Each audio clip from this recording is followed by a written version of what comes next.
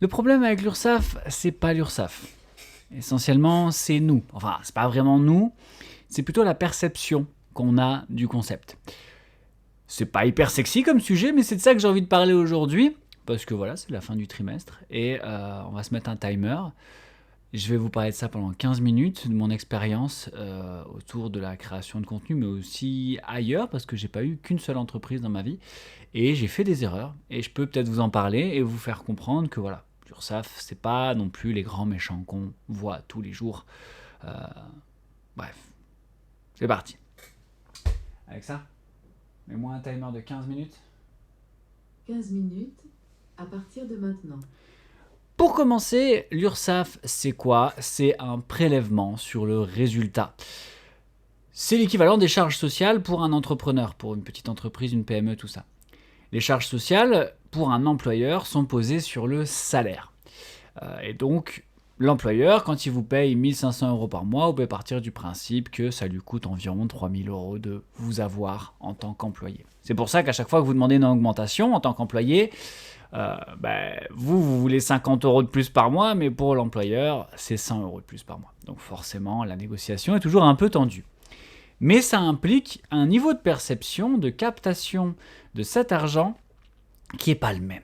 Et c'est pour ça qu'à la base, l'URSSAF, c'est mal vu. C'est mal vu par les entrepreneurs, parce que les entrepreneurs, ils ont leurs charges fixes, leurs coûts récurrents, des variabilités de revenus, et on est taxé, moi par exemple trimestriellement parlant, à un moment dans l'année, dans le mois, 4 fois. Et pour ceux qui sont plus récurrents, qui ont des plus gros volumes, ils ont même des prélèvements réguliers pour éviter d'avoir des surcharges de prélèvements à devoir honorer envers l'URSSAF. L'URSSAF, elle est présentée comme une taxe au développement d'entreprise. Plus vous allez vous développer, plus la taxe va vous coûter cher, mais plus vous ferez de revenus en proportion. C'est toute une question de seuil et d'analyse et surtout de captation de cet argent et de le mettre de côté. Qu'est-ce que c'est qui fait que l'URSSAF est si mal vu? C'est la perception. Quand vous êtes entrepreneur, l'argent arrive sur votre compte, le compte de votre entreprise ou même un compte presque personnel, parce que c'est difficile, par exemple pour moi, de justifier de payer des frais bancaires d'un côté pour avoir un compte pro. Alors voilà, je m'arrange un peu différemment. Bientôt j'aurai un compte pro. Mais là tout de suite, c'est pas possible, donc l'argent arrive sur mon compte. Donc qu'est-ce que je fais? Je prends la valeur, moi c'est 26% de ce que je touche. C'est pas grand chose. Et je vais vous expliquer après dans la vidéo pourquoi je paye quand même. 26% de ce que je touche, donc si je touche 100 euros, je prends 26% des 100 euros, 26 euros, je les mets sur un compte sur le côté pour être sûr de pouvoir payer l'URSSAF. Alors forcément, quand tu es entrepreneur, tu as des charges, peut-être locatives, et tout ça c'est de l'argent, tu sais que tu vas devoir le dépenser, donc à la fin du mois, il faut que tu les recapitalises. Donc quand tu vends, une première erreur à ne pas faire, c'est partir du principe que ce que tu as dans ta caisse t'appartient. Ce qu'il y a dans ta caisse, de toute façon, tu vas déjà pouvoir retirer 26%, parce que ça va à l'URSSAF. Après, ça dépend, parce que forcément, si tu es un vendeur de marchandises, c'est pas pareil. Le calcul est différent, je connais pas tous les détails, je crois que c'est une histoire de 6%, enfin soit. Et donc forcément, c'est pas la même chose. Moi, je suis un fournisseur de services. Fournisseur de services, je suis à 26%, je crois, un truc comme ça. Bref, vous choisissez, vous trouvez là où vous êtes, vous payez cette taxe récurrente, proportionnelle. Donc si vous savez que ça va à l'URSSAF. Et ça, c'est une charge proportionnel à votre volume, mais vous savez que cet argent ne vous appartient pas. Le problème, c'est qu'il arrive sur votre compte, et donc à un moment donné, il vous a appartenu.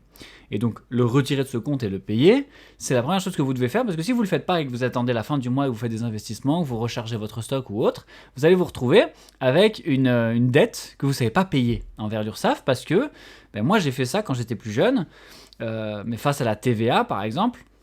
J'avais très bien travaillé pendant l'été dans mon bar, j'avais un truc que je gérais moi et tout, j'avais super bien travaillé, pas mal de chiffres, je voyais l'hiver arriver, je me suis dit je vais relancer un petit peu la dynamique pour que l'hiver soit pas si dur que ça, pour que les gens aient envie de venir, j'ai investi. J'ai pas eu autant de rentrées que ce que je voulais, je me suis pas rendu compte que j'étais passé au-delà de mon chiffre global, que j'ai pas pu renflouer derrière, et je me suis retrouvé à devoir payer la TVA, et j'avais plus de capital pour payer, j'avais plus suffisamment sur mon compte pour payer la TVA. J'ai donc dû trouver une solution et derrière, l'entreprise elle a périclité. En plus de ça, j'ai pas su payer mes fournisseurs et tout ça, donc j'ai dû mettre la clé sous la porte, contacter tout le monde et payer à crédit tout ce que je devais à tout le monde, que ce soit la TVA, que ce soit les impôts, que ce soit mon comptable, que ce soit mon fournisseur de marchandises. J'ai dû tout relisser derrière et abandonner le projet parce que j'avais mal géré. Ça arrive, c'est pas grave. Ça arrive même à des gens comme moi qui sont formés en comptabilité, qui savent tenir un bilan, mais quand tu essaies de tout faire, parce que tu veux faire des économies, par exemple sur un comptable ou autre, tu vas faire des erreurs et ça va te coûter plus cher que si tu avais payé le comptable. Donc moi, un truc que je vous conseille de faire, dès que vous allez commencer à faire un peu plus d'argent, trouvez quelqu'un qui va vous aider à gérer financièrement et identifier ce qui rentre et ce qui sort. Parce que quand vous êtes employé, vous vivez pas la même chose. On touche... moi je l'ai vécu, hein, je suis sorti employé. Tu touches ton salaire il tombe sur ton compte. Bon, tu as les impôts à la fin de l'année, il faut calculer aussi un peu par rapport à ça. Ça paraît injuste les impôts, mais ils sont là pour une raison. Alors on peut épiloguer sur qu'est-ce qu'on fait de nos impôts, est-ce que ça vaut vraiment la peine de payer les impôts vu ce qui se passe et payer des gens 15 000 € par mois pour qu'ils soient nos ministres. Je suis pas d'accord non plus, hein, mais voilà, à un moment donné... j'ai pas le choix là-dessus, le jeu il est comme ça, je fais avec. Soit tu choisis, quand tu choisis de jouer le jeu, le problème c'est que si tu te plains du jeu auquel t'as choisi de jouer, tu perds deux fois, tu perds quand tu payes et tu perds quand on te dit que tu vas devoir payer. Enfin bref, c'est pas ouf, c'est pas hyper intéressant comme concept. Donc le jeu il est ce qu'il est, vous savez ce que vous allez devoir payer, que ce soit la TVA, ou que ce soit l'URSSAF, tout ça c'est automatisable. Donc quand vous avez votre caisse, fin de journée, vous vendez des marchandises, prélevez directement ce dont vous avez besoin, mettez-le sur le côté pour pouvoir le payer en fin de mois. Parce que ça vous évitera les mauvaises surprises. Alors, j'ai eu des discussions avec d'autres entrepreneurs, il y a plein de types d'entrepreneurs, et par exemple dans le service, c'est problématique parce que des fois, tu as des mois où ça marche pas. Tu as des fois où il y a moins de monde, tu rentres moins d'argent et donc tu te retrouves face à ton capital, à ta trésorerie. Ta trésorerie ne permet pas d'honorer l'URSSAF en proportion de ce qu'elle a calculé par rapport aux belles périodes. Et là, c'est gênant. Alors, je sais qu'il y a des mécanismes qui sont accessibles, mais très difficilement. On connaît l'administration française. Pour ponctionner, il y a du monde, mais quand il s'agit d'ajuster pour aider les gens, il y a moins de monde. Et ça, je peux l'entendre, c'est vraiment des problématiques. Mais derrière, oui, en fait, ce qu'il faut faire, c'est lisser. Il faut lisser. C'est pas parce qu'on a un mois à 3 000, 4 000 € qu'on est plus riche. Parce qu'en fait, on ne sait pas si le mois suivant, il va pas être à 1000, 1005 et juste suffisant. Donc, il faut lisser son chiffre d'affaires et le bénéfice octroyé. Parce que si vous ne faites pas ça et que vous augmentez votre niveau de vie en proportion de ce que vous gagnez comme argent, et je vous parle de ça parce que je l'ai fait. Je l'ai vécu, c'est quelque chose qui arrive très souvent et c'est une des plus grandes raisons pour lesquelles les gens mettent la clé sous la porte. C'est parce qu'un jour, ils ont un beau mois, ils passent à 5000, mais ils oublient que l'année n'est pas terminée, que l'année suivante, il faudra continuer et qu'en fait, c'est sur la durée que ça se tient. Et donc, il faut vraiment garder le cap et se dire moi mon salaire c'est autant, si je peux me le payer tant mieux, si je peux pas me le payer tant pis, mais au moins j'augmente pas mon niveau de vie proportionnel à ce qui rentre dans mes caisses. Parce que statistiquement parlant, si vous regardez sur internet et tout ça, vous allez vite vous rendre compte que l'essentiel des échecs d'entreprise ne sont pas des échecs de concept ou d'idées, c'est vraiment de la gestion. La gestion et d'identification économique de qu'est-ce qu'il faut faire. Et à un moment donné, on se retrouve à avoir des crédits qui tombent, on se retrouve à avoir des loyers qui tombent, des charges d'électricité, tout ça qui tombent en même temps, tout ça, ça augmente en proportion du volume. Et le problème, c'est qu'une fois que tous ces trucs-là ont augmenté en proportion du volume de production, si le volume de production baisse, tu te retrouves dans la misère parce que tu ne sais plus payer, parce que tu fais moins d'argent, mais tu as plus de charges du jour au lendemain. Et c'est hyper dangereux d'évoluer trop vite. Donc tout ça, c'est super important de se l'entendre dire, c'est pour ça que j'en parle ici, parce que ça arrive à tout le monde en fait. C'est valable sur les réseaux sociaux.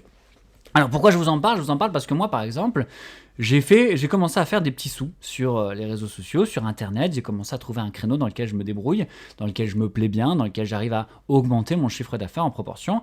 Et l'avantage, c'est que l'essentiel de ce que j'ai réussi à faire par rapport à tout ce que j'ai appris, ce que je vous explique ici, c'est que je n'augmente pas mon niveau de vie et je n'augmente pas ma qualité de production. Parce qu'en fait, si tu augmentes ta qualité de production, ça te coûte plus cher de produire. Relativement. Et donc à un moment donné, il faut faire attention à ce petit détail-là. Il ne faut pas acheter des caméras et des micros, des trucs comme ça, dès qu'on voit que l'argent commence à rentrer et que le volume il augmente. Parce que le volume il va varier. Ici, le premier trimestre de 2026, c'est un pire trimestre. Généralement, ça va en progressif. J'ai réussi à lisser parce que je suis sur une courbe montante et que j'arrive à faire un truc très lisse mais qui scale systématiquement, donc ça c'est cool. C'est encore très bas, mais ça va, et j'ai toujours tout déclaré. Pourquoi est-ce que j'ai toujours tout déclaré? Et je vous le dis ici, parce que si vous devez vous lancer sur le système, si un jour on vous tombe dessus, d'un côté, vous avez l'URSSAF et tout ça qui va vous demander des comptes, qui vont vous dire oui, vous nous devez autant, vous n'avez pas déclaré ça, ils vont faire un calcul proportionnel de temps d'activité, ils vont retrouver le contenu que vous avez fait, ils vont dire vous avez commencé à faire du contenu à ce niveau-là, on va faire un calcul proportionnel de ce que vous avez arnaqué à l'URSSAF. Et ça fait très mal. Généralement, ça coule des gens. Il y a plein de gens qui en arrivent là, au bout de 3 ans, ils se prennent un contrôle finito. Mais il y a un autre problème aussi, c'est que par exemple, moi sur Internet, je travaille avec des entreprises internationales qui ne veulent pas avoir de soucis légaux avec les administrations des différents pays avec lesquels elles travaillent. Donc de fait, si vous allez, moi j'ai des revenus Amazon, j'ai des revenus YouTube, si vous allez récupérer de l'argent mais que vous ne le déclarez pas, le jour où vous avez un problème, ils vous abandonnent. Ils clôturent vos comptes. Et ils vous disent pas merci, au revoir. Vous disparaissez de leur système. Et vous ne pourrez plus, en votre propre nom, produire quoi que ce soit et être rémunéré par des étrangers, enfin par des entreprises comme celle-ci. Parce qu'en fait, dans la clause de travail que vous avez avec eux, parce que c'est un travail, dans la clause d'échange, il est marqué comme quoi vous devez être en ordre. Si vous n'êtes pas en ordre et que l'État français remonte jusqu'à Google pour leur dire « Bonjour, cette personne n'a pas déclaré ses revenus chez vous », c'est fini. Vous n'aurez plus jamais d'argent qui tombera de ces entreprises. Donc moi, forcément, comme je veux en vivre le plus longtemps possible, je fais les choses bien directement. Ça fait mal parce que clairement, l'URSSAF ne verrait pas avec les proportions de l'année dernière. L'argent n'existe pas, c'est des proportions qui sont tellement faibles, mais je l'ai toujours fait. Je monte pas de blanche. Je monte pas de blanche parce que je vais aller dans la durée. Dans la durée, si vous ne montrez pas de blanche, c'est que vous commencez un petit peu à louvoyer, à jouer un peu à gauche, à droite. Vous allez voir que ça explose et à tous les niveaux. On pourrait parler de Maître Gims 2 secondes qui finit maintenant aujourd'hui par montrer les limites de son système. Et il y en a plein d'autres comme ça qui finissent par avoir envie de grailler plus que ce que le système a prévu pour eux. Et je pense que c'est pas une bonne idée, surtout si vous voulez aller sur la durée, si vous voulez pérenniser votre projet. Moi, j'ai des heures et des heures et des heures de matière de travail. Si du jour au lendemain, Google et Amazon décident de plus me payer parce que j'ai fait une connerie administrative, j'aurais fait tout ça pour rien. Donc, soyez conscient de tout ça, renseignez-vous au maximum, trouvez des gens qui vont vous expliquer comment ça fonctionne. Entourez-vous, si vous avez des volumes économiques suffisants, substantiels, d'experts de la gestion, pas de la finance. Attention, c'est pas la même chose. On peut en parler dans une autre vidéo si vous voulez, parler des investissements financiers, tout ça. Mais en ce qui concerne la gestion de votre petite entreprise, faites les choses bien, n'essayez pas de gruger, et restez rationnel le plus possible, et surtout mettez de l'argent de côté dès le départ pour pouvoir subvenir aux besoins des mois qui arrivent. 3 ans, c'est le temps qu'on donne à une entreprise pour avoir une idée d'existence sur le long terme, mais la plupart des entreprises, je crois que c'est près de 80% des entreprises, s'écroulent dans les 3 ans, finissent par trouver des paliers de rentabilité, des seuils de rentabilité qui sont infranchissables et qui ne peuvent pas justifier de continuer. Et malheureusement, des fois, il faut 3 ans pour se rendre compte qu'on a une bonne idée, mais pas forcément la possibilité de scale suffisamment vite. Parce qu'il y a des seuils où vous allez devoir travailler trop pour pouvoir garder un chiffre d'affaires spécifique, pas forcément pouvoir vous rémunérer correctement, et là vous allez vous vider, vous fatiguer très vite et abandonner. Et c'est des seuils à ce niveau-là où par exemple il aurait fallu qu'il y ait un investisseur extérieur qui arrive, qui fasse levier, qui vous donne de l'argent, qui vous permette d'engager quelqu'un pour vous alléger là où vous avez besoin d'être allégé, pour pouvoir rester productif là où vous avez besoin d'être productif. Et ça, c'est très difficile à faire, très difficile à identifier, surtout quand vous êtes seul dans votre projet. Et il faut savoir s'entourer, trouver les bonnes personnes, et c'est compliqué. Donc faites les choses bien à votre échelle, parce qu'en tant que micro-entreprise, il y en a de plus en plus de gens cherchent à faire un peu plus d'argent, parce que forcément les salaires n'évoluent pas suffisamment vite, qu'il y a beaucoup d'argent qui est parti vers l'internet, et il faut aller le rechercher sur l'internet, mais ça ne veut pas dire que du jour au lendemain, vous ne pouvez pas vous prendre des claques dans la tronche, parce que vous avez raté un levier administratif qui pourrait vous mettre dans l'embarras. Moi je déclare tout, tout est nickel, tout est droit, tout est ok, et ça permet de se dire ok, le mec il est réglo. En plus de ça, forcément, comme j'ai les statuts qui vont avec, quand tu as quelqu'un qui veut travailler avec toi, tu peux lui dire oui, moi je peux faire des factures, oui, je suis là, j'existe depuis autant de temps, et cette crédibilité, elle fait partie du scaling de votre entreprise. Et c'est pour ça qu'il ne faut pas trop gruger. Vous pouvez commencer votre entreprise en vous disant je vais revendre des trucs sur le bon coin, je vais essayer de faire ci, ça et ça, voir combien ça rentre. Et une fois que vous voyez l'argent rentrer de manière régulière et que vous voyez que ça augmente, le volume augmente progressivement, prenez la peine la première année de vous mettre en place le plus vite possible pour être légalement installé proprement. Et ça me fait revenir à l'histoire de l'URSSAF. Ne vous plaignez pas de devoir payer des taxes derrière, parce que le jeu il est là. Et si vous grugez au départ et que vous ne payez pas l'URSSAF dès le départ, quand vous allez devoir la payer, vous allez vous rendre compte que votre seuil de rentabilité va redescendre d'un coup. Parce que forcément c'est facile si tu ne payes pas les taxes qui vont derrière. Si tu as 26% en plus dans tes poches. Mais le jour où tu vas augmenter ton volume, tu ne pourras pas scale, parce que tu vas arriver du jour au lendemain, tu vas vouloir monter une entreprise et payer l'URSSAF par rapport au volume que tu fais actuellement. Donc au moment donné où tu vas créer tes statuts, tu vas perdre 26% de ton revenu. Et donc ça va te faire tout bizarre. Et ça va te donner l'impression que ton entreprise ne vaut pas la peine d'être soutenue. Et ça arrive à trop de gens, donc c'est pour ça que je voulais en parler ici. Renseignez-vous, il y a tout ce qu'il faut. Si vous êtes à Pôle emploi, c'est gratuit, vous pouvez faire des formations en gestion. Il y a tout ce qu'il faut. Si vous êtes au truc des entrepreneurs, Alexa, stop. Il y a des formations, alors parfois payantes, parfois pas payantes, ça dépend des affiliations que vous avez. Mais faites les choses bien pour pouvoir les faire longtemps. Si vous essayez de gruger dès le départ, je peux vous garantir que ça ne va pas aller très très loin dans le temps. Et si vous faites les erreurs que moi j'ai faites, parce que vous avez le droit de faire ces erreurs, vous avez le droit aussi de faire faillite. Vous avez le droit aussi d'arriver à zéro, d'apprendre de vos erreurs, de vous relever, de repartir sur autre chose ou sur la même chose, mais en mieux.